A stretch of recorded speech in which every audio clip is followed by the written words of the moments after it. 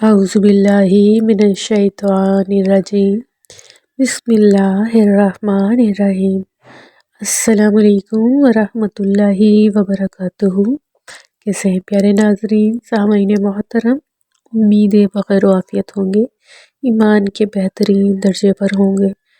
دوستوں، آج پھر ایک استغفار کا بہت پیارا سا مشاہدہ جو ہماری ایک بہن نے شیئر کیا کہ جب انہوں نے استغفار پڑھا 7000 تو کتنی پیاری ان کی زندگی میں چینجز آئیں۔ اکثر ہم دنیاوی معاملات میں دیکھتے ہیں، لیکن ان بہن کی بہت پیاری سٹوری، روحانی طور پہ بھی ان کو کتنا استغفار کا فیض حاصل ہوا۔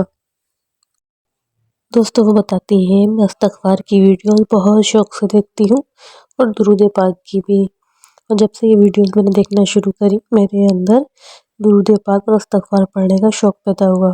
میں پچھلے 1 سال سے درود پاک ہی پڑھ رہی تھی، لیکن جب میں نے 7000 استغفار کے میریکل سنے اور بہت زیادہ اس کے فوائد سنے تو میں نے بھی استغفار پڑھنا شروع کر دیا تھا۔ دوستوں، ان بہن کی سٹوری شروع کرنے سے پہلے آج کی اچھی بات۔ دوستوں، ایک بہت پیارے بزرگ نے ایک بہت پیاری بات سمجھائی کہ جب بھی کوئی مصیبت آئے تو یہ بات ذہن میں رکھیں۔ قرآن پاک میں اللہ رب العزت نے فرمایا اِنَّ مَعَ الْعُسْرِ يُسْرًا وَإِنَّ مَعَ الْعُسْرِ يُسْرًا، یعنی ہر مشکل کے ساتھ آسانی ہے اور بے شک ہر مشکل کے ساتھ آسانی ہے۔ یعنی اللہ پاک نے 2 دفعہ اس بات کی یقین دہانی کرائی کہ ہر مشکل کے ساتھ آسانی ہے۔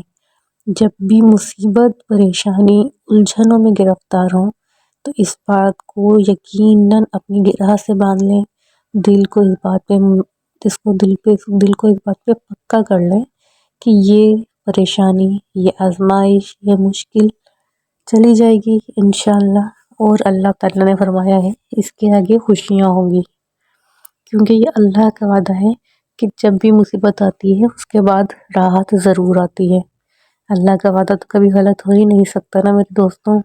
تو بس ہر مشکل، ہر پریشانی میں ہمیں اللہ کے اس وعدے کو جب اپنے دماغ میں لے کر آ جائیں گے نا، پھر ہمیں ایسا لگے گا زندگی میں سکون اتر گیا ہے۔ جو اندر بے بسی اور بے کسی کی کیفیت ہوگی نا، وہ سرشاری کی کیفیت میں تبدیل ہو جائے گی انشاءاللہ تعالی۔ چلیں ان بہن کا مشاہدہ سنتے ہیں۔ جب سے انہوں نے 7000 استغفار پڑھنا شروع کیا تو انہیں بہت پیارے پیارے خواب آنا شروع ہو گئے۔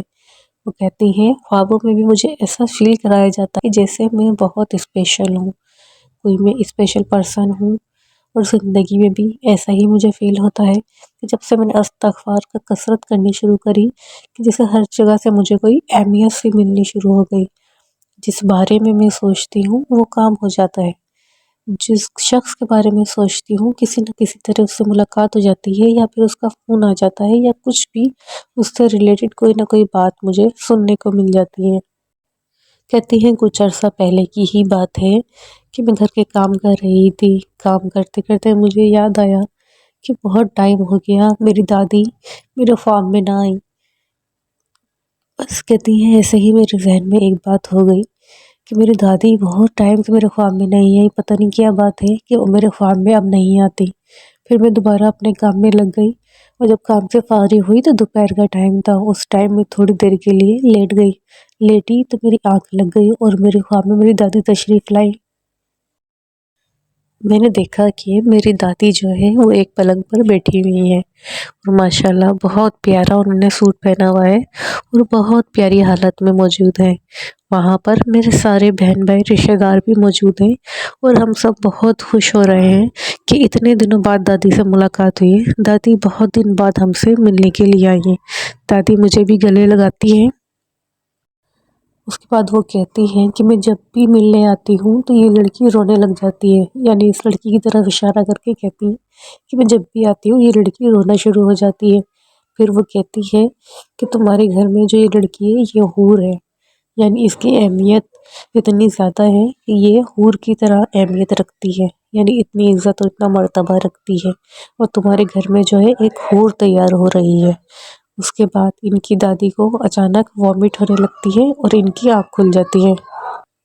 تو کہتی ہیں کہ جب میں سو کر اٹھتی ہوں تو مجھے کچھ حیرت اور کچھ پریشانی سی ہوتی ہے کہ یہ دادی کو وامٹ آنے کا کیا مقصد ہے، یہ وامٹنگ کیوں نظر آئی خواب میں، یعنی جب دادی اتنی اچھی کنڈیشن میں ہے، اتنے اچھے کپڑوں میں ہے، ان کی حالت اتنی اچھی ہے، تو پھر یہ وومٹ ہونے کا کیا مطلب ہے؟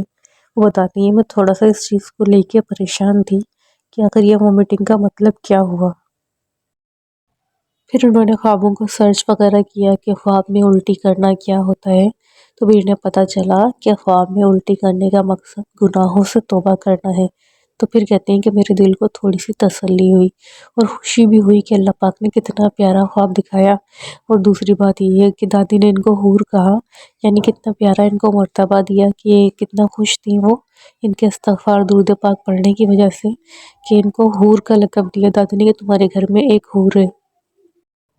اور یہ بھی اللہ کا شکر ہے کہ میں جو سوچتی ہوں وہ ہو جاتا ہے۔ دادی کے بارے میں سوچا تو اللہ تعالیٰ نے اتنا پیارا خواب دکھایا، اور یہ بھی اللہ کا شکر ہے کہ خواب کی تعبیر بھی بہت اچھی تھی کہ ان کے گناہوں کی توبہ ہو رہی ہے۔ یعنی دنیا میں ہم جو توبہ اور استغفار خود کرتے ہیں ان کا فیض نہ صرف ہمیں ملتا ہے، بلکہ جو ہمارے بڑے دنیا سے رخصت ہو چکے ہوتے ہیں، ہمارے ماں باپ، دادا دادی، نانا نانی، وہ بھی اس سے فیضیاب ہو رہے ہوتے ہیں۔ ہمارے ساتھ ساتھ ان کے گناہوں کی بھی مغفرت ہو رہی ہوتی، کیونکہ جو ان کی آل ہے وہ نیکی کی طرف ہوتی ہے۔ جس طرح نیکیاں صدقہ جاریہ ہوتی ہیں، جس طرح گناہ جو ہے اس کی وبال جانے کے بعد بھی رہتا ہے، اسی طرح نیک اولاد جب نیک کام کر رہی ہوتی ہے، آپ کی نسل نیک ہوتی ہے، تو جانے کے باوجود جب آپ دنیا سے چلے جاتے ہیں تو جو نیک کام دنیا میں کیا جا رہا ہوتا ہے اس کا ثواب بھی آپ کو وہاں پہ مل رہا ہوتا ہے۔ اس لیے ان کی دادی بھی ان سے بے حد خوش نظر آئی تھی۔